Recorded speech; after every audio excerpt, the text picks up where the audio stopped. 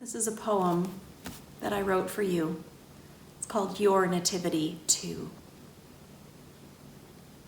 Away in a manger, no crib for a bed, the little Lord Jesus lay down his sweet head, and all the world wondered what on earth had just happened. This was not what had been expected. This was not whom had been expected.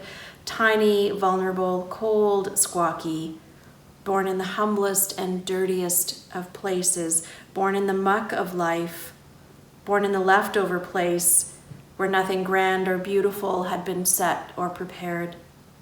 Two parents, yes, but wholly unprepared. Two lives wondering what on earth had just happened. To them, to the prophecy that had surrounded them and their ancestors for countless years before. And yet we sing this story, we sing their story, we sing his story.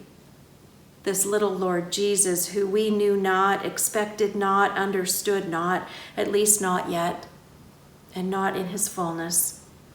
We certainly still work hard to grasp some of God's fullness, and yet we sing.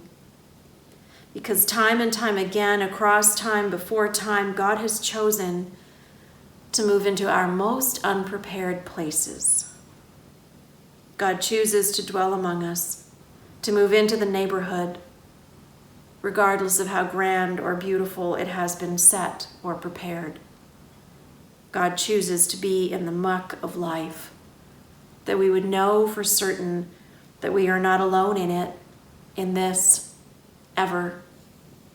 God chooses to say, "This is my greatest good.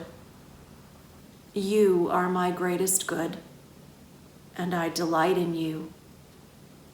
In the birth of my child in Bethlehem, God says, you too are given your story and your voice all over again. Away in a manger, and yet not at all far away.